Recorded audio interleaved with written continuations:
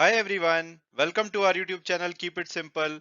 आज के वीडियो में हम बात करेंगे Xiaomi इंडिया की, जिनके 5,551 करोड़ रुपए ईडी ने एक फॉरेन एक्सचेंज वायलेशन केस के मामले में जब्त किए हैं। तो इस टॉपिक को हम इस वीडियो में डिटेल में डिस्कस करेंगे।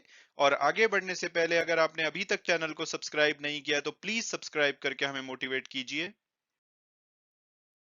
तो सबसे पहले अगर बात की जाए कि भाई Xiaomi इंडिया करती क्या है, तो ये एक होली ओन्ड सब्सिडरी कंपनी है चाइना बेस्ड Xiaomi ग्रुप की। और ये 2021 का अगर डेटा देखा जाए तो ये भारत में सबसे ज्यादा स्मार्टफोन बेचने वाली कंपनी थी और इनका मार्केट शेयर ओवरऑल 2021 में 24% का था। यहाँ पे आप डेटा देख सकते हैं। तो फोर्थ क्वार्टर का अगर हम स्पेसिफिकली डेटा की बात करें तो 21% शेयर चाइनीज कंपनी Xiaomi के पास था, यानी कि सबसे ज्यादा। उसके बाद 17% था रियलमी, वो भी एक चाइनीज कंपनी है। 16% था सैमसंग के पास, और जो कि एक नॉन चाइनीज कंपनी है। 13% again Vivo, Chinese company. 9% Oppo, again Chinese company. और बाकी के जो स्मार्टफोन मैन्युफैक्चरर हैं, जिसमें कि एप्पल, वन प्लस वगैरह आते हैं, उनके पास 24% का बाकी का शेयर था। तो अब अगर बात की जाए कि भाई यहाँ तो चाइनीज कंपनीज ही नजर आ रही हैं और ये इंडिया का डेटा है, तो इंडियन कंपनीज कहाँ हैं?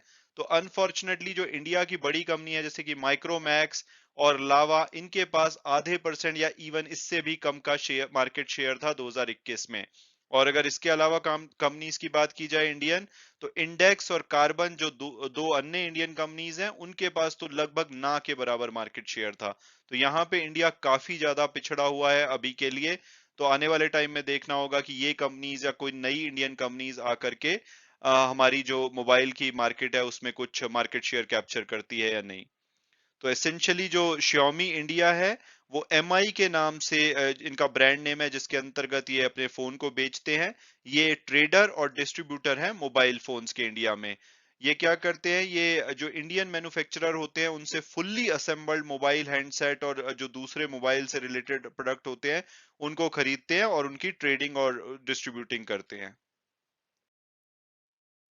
और अब अगर बात की जाए कि भाई Xiaomi इंडिया के साथ हुआ क्या है, तो जो एनफोर्समेंट डायरेक्टरेट यानी कि ईडी है, उन्होंने आज यानी कि 30 अप्रैल को बताया है कि इन्होंने Xiaomi technology India private limited के 5,551.27 करोड़ रुपए जब्त कर लिए हैं।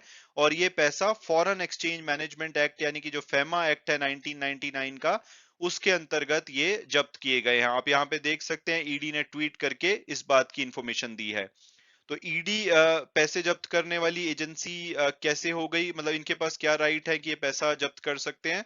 तो जो डायरेक्टरेट ऑफ एनफोर्समेंट होते हैं, ये एक लॉ एनफोर्समेंट एजेंसी है और इकोनॉमिक इंटेलिजेंस एजेंसी है। और ये भारत में रिस्पॉन्सिबल है इकोनॉमिक लॉज को एनफोर्स करने के लिए, साथ साथ में जो इकोनॉमिक क्राइम होते हैं उससे फाइट करने के लिए। तो इसी के चलते इन्होंने ये पैसा Xiaomi इंडिया से जब्त किया है। और जो डायरेक्टरेट ऑफ एनफोर्समेंट है, ये डिपार्टमेंट ऑफ रेवेन्यू जो कि मिनिस्ट्री ऑफ फाइनेंस में आता है, उसका पार्ट है। और अब अगर बात की जाए लेटेस्ट डेवलपमेंट की थोड़ी डिटेल में, तो जो ईडी है, इन्होंने जो ये पैसा चाइनीज स्मार्टफोन जायंट के बैंक अकाउंट में पड़ा हुआ था, उसको जब्त कर लिया है। और ये जब्त किया गया है इलीगल आउटवर्ड रेमिटेंसेस की वजह से। रेमिटेंसेस आप जानते होंगे, एक नॉन कमर्शियल ट्रांसफर होता है फॉरेन वर्कर के द्वारा पैसे का। तो इसमें ये क्या कर रहे थे, इंडिया से ये पैसा इंडिया के बाहर देशों में भेज रहे थे, जिसकी वजह से ये पैसा जब्त किया गया है। तो Xiaomi इंडिया ने 2014 में भारत में अपना ऑपरेशन स्टार्ट किया था और 2015 से इन्होंने जो पैसा है ये भारत से बाहर भेजना शुरू कर दिया था।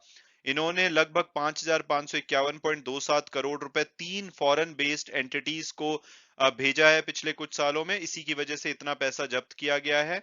और इन फॉरेन एंटिटीज जो कि 3 क्वेश्चन में है, इसमें से एक Xiaomi ग्रुप की एंटिटी है, जिसको कि रॉयल्टी के नाम से धोखे से ये पैसा भेजा गया है।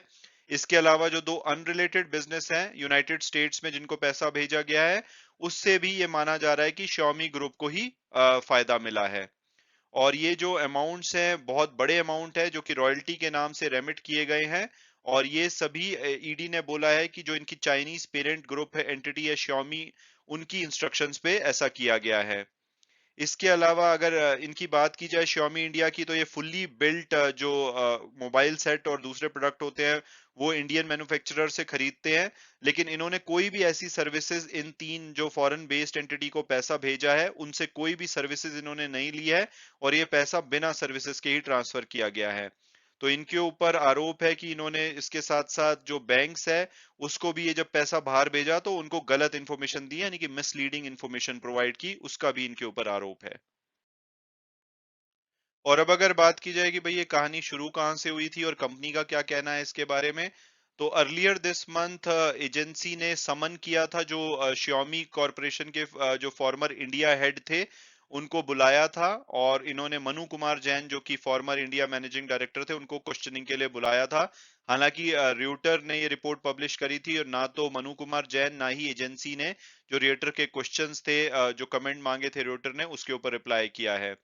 Xiaomi ने हालांकि रूटर को ये बोला है कि कंपनी सभी इंडियन लॉज को फॉलो करती है और रेगुलेशन के साथ फुल्ली कंप्लायंट करती है, और ये अथॉरिटी के साथ पूरी तरह से कोऑपरेट कर रहे हैं, और उनकी जो भी रिक्वायरमेंट होगी इंफॉर्मेशन की ये उनको प्रोवाइड करेंगे। और रूटर की रिपोर्ट के हिसाब से ही ये बताया गया है कि जो ईडी है वो जो एग्जिस्टिंग बिजनेस स्ट्रक्चर था Xiaomi इंडिया का, जो कॉन्ट्रैक्ट मैन्युफैक्चरर जिनसे ये फोन लेते हैं और इनकी जो पेरेंट एंटिटी है चाइना में, उनके जो एग्जिस्टिंग बिजनेस स्ट्रक्चर को ये की जांच कर रही है। और कुछ सोर्सेज ने रूटर को ये भी बताया है कि जो फंड फ्लो किया गया है Xiaomi इंडिया और इनकी पेरेंट एंटिटी के बीच में रॉयल्टी पेमेंट के नाम से, उसकी जांच की जा रही है। मैं उम्मीद करता हूं कि आपको ये टॉपिक पसंद आया होगा और आपने कुछ नया जाना होगा। Thanks so much for watching the video and God bless you all.